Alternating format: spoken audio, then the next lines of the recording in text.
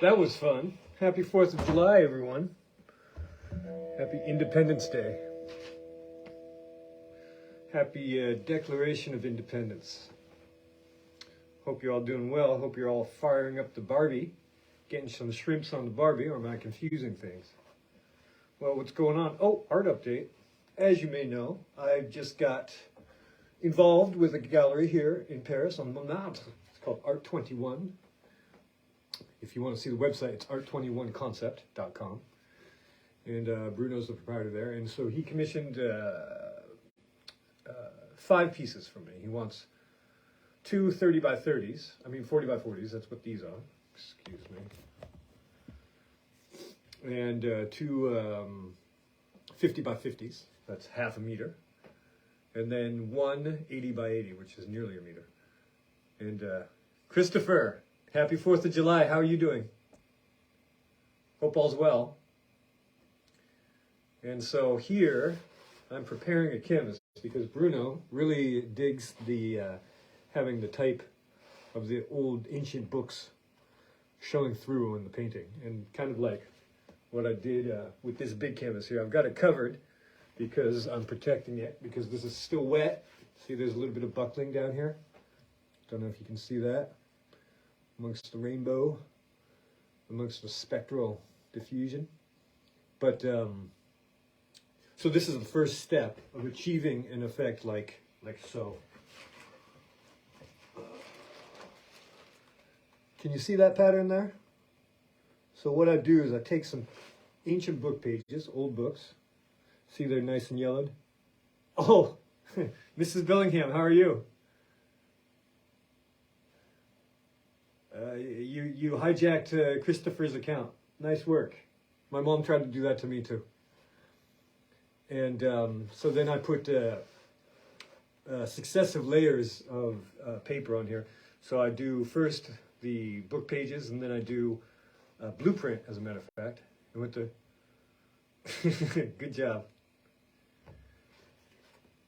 Entrepreneurial. How's it? Are you in New York now? Is that it? I saw something. I think Carrie posted pictures of you were opening some sort of establishment. I know you've got your law degree, but like a cafe or something in New York. Anyway, it looked really cool. I mean, kind of bare, but cool. When I saw it, when you guys were doing the walkthrough. And so, as I was saying, so I go in successive stages. I do the book pages, and then I put on the blueprint. But with the blueprint, you have to put it face down, because what I do is I take some sandpaper to get the effect where it's sort of like a battered old wall. And that's the idea, is that the color is similar to your typical Parisian building wall. Using a sanding block like this. And for info, if you're curious, I start with 80 grit, then go to 120, and then go to 180. So I'm going to do that with this. I think I'm just going to limit myself to 4 layers, because I can't spend too much time on these. There are plenty of tourists in town, and we need to get some product on the shelf, hey? And so as far as subject matter, it's good. This is a painting I started literally years ago, and it's called Duguerry. I'm not sure what number it is right now, but I'll figure that out and extend the name. And today what I did was I went over with this tracing paper, or calc, as I like to say, and traced over the existing drawing I had got, line drawing I had underneath. And I'll show you what that looks like real quick here. The idea being that I'm going to then take the these calc and then put some graphite on the back of them to make sort of a makeshift mimeograph paper. I'm using this bad boy right here. Look at this. How glorious is this? Oops. So I'm going to rub that on the back of the calc, on the back of this tracing paper, and then put it down, and then I'll be able to copy it onto the canvas surface as a guide. So it's sort of cheating, but it's it's necessary in this case. And so you can see here,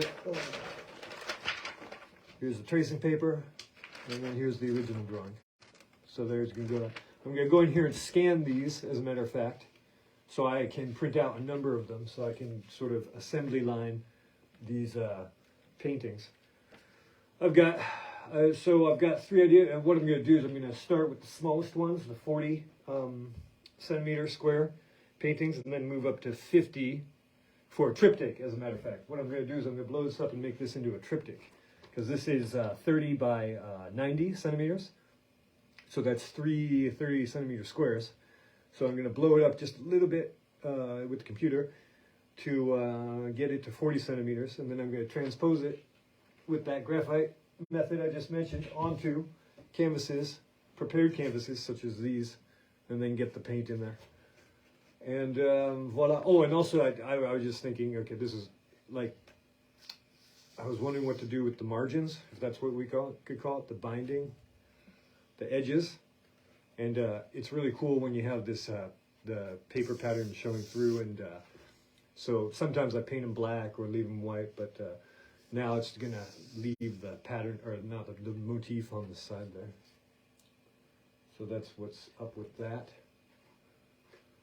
And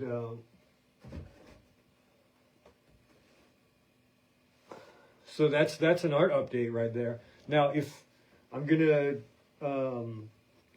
do these, I'm going to do daily updates, and if you would like any of these, please let me know, because once they're at the gallery, and then you'll have to go there, and that'll be extra spendy with airfare and everything like that.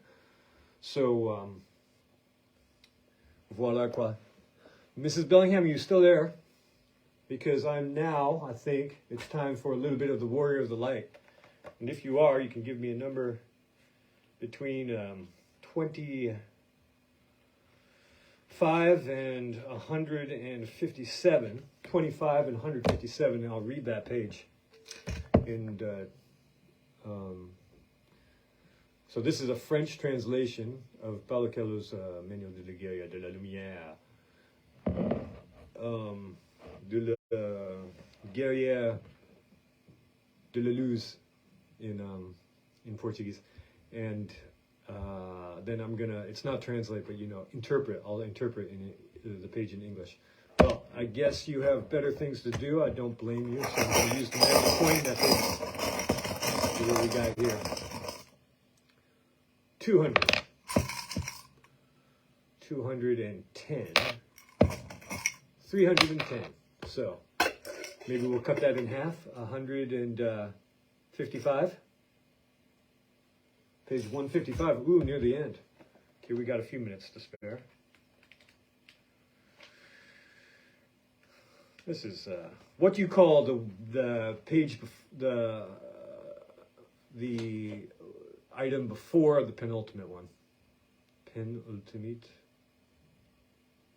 The penultimate. I don't know. Un guerrier sait que la fin ne justifie pas les moyens. A warrior knows that the ends do not justify the means. Parce qu'il n'existe pas de fin. Il n'existe que de moyens. Because the end doesn't exist. There only exist the means. La vie le transporte de l'inconnu vers l'inconnu. Life transports the unknown towards the unknown. Chaque minute est revêtue de ce passionnant mystère. Every minute is enrobed in this passionate mystery. The guerrier ne sait pas d'où il vient ni où il va. The warrior doesn't know where he's coming from.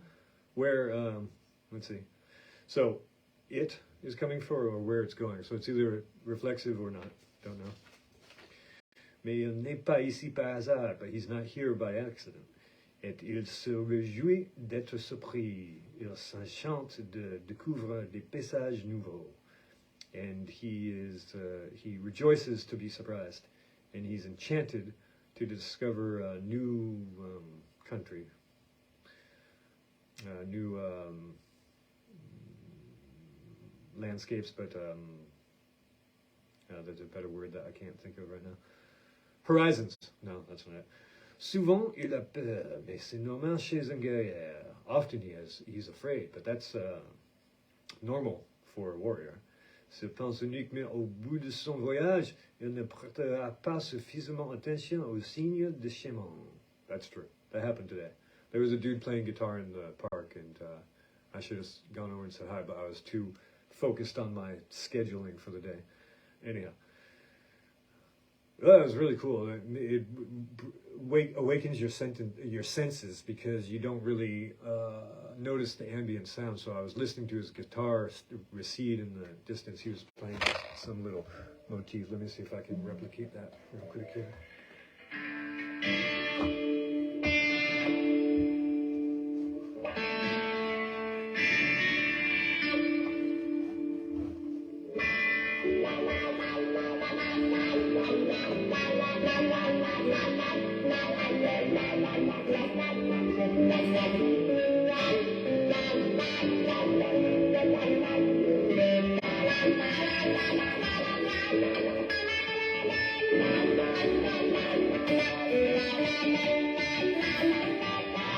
Nothing like that.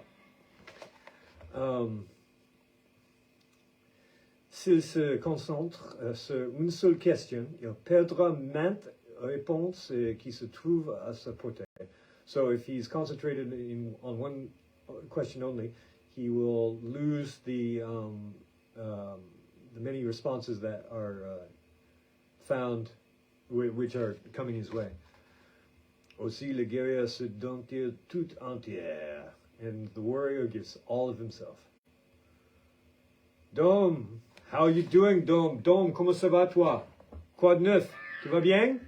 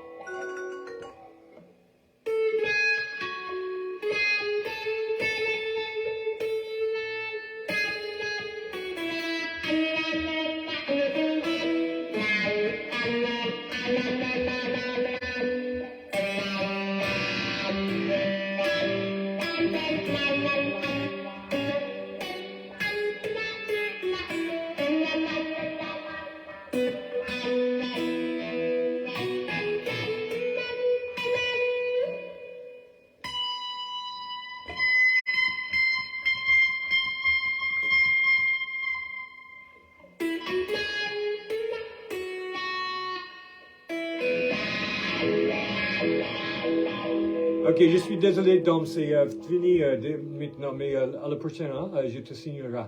Ciao, maintenant.